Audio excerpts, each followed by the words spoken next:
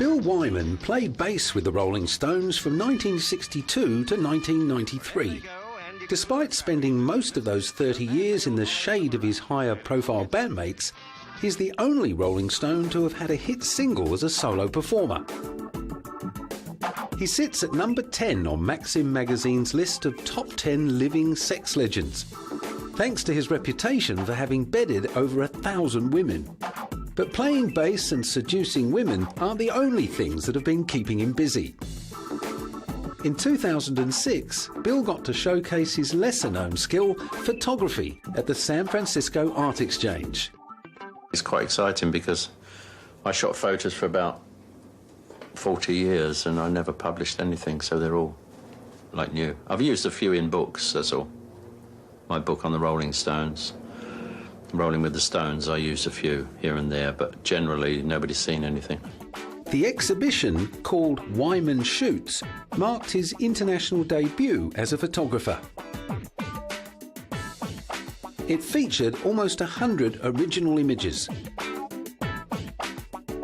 Most of them were in colour and many featured his past with the Rolling Stones. I've got pictures of the band rehearsing at various places. There's quite some hilarious pictures because they're like loons sometimes. They go mad, stupid, especially Woody and Keith. So got some really nice ones of Charlie. Whenever you take a picture of Charlie, it's so photogenic that whatever he puts on looks great. He puts on wigs, funny hats, pulls funny faces and all that, and they turn out to be really good pictures. Although he drew inspiration from several photographers, Bill claims to have developed his own individual style. Apart from his paparazzi shots, there are also plenty of nature photographs, including fisheye images and shots of rainbows. They're all just shots that are not posed, not rehearsed, not worked out, not waiting till someone looks at you and smiles. So I like it like that. And I like that close focus so I can get that blurred images behind and also in front sometimes. Among the works shown were snaps of the Rolling Stones, who in their early days were always impressed by Bill's endless supply of cigarettes. There's quite a lot of celebrities, obviously, the Stones and various other people I've shot side stage, like Elton and John Lee Hooker and B.B. King and people like that. Bill was an outsider from the group right from the start. When he joined the Stones, he was married and older than the rest of the young party boys. Perhaps this is why he became such good friends with guitarist Mick Taylor, the only member besides Wyman who left the band voluntarily. They went on to work with each other on solo projects after Taylor had left the band.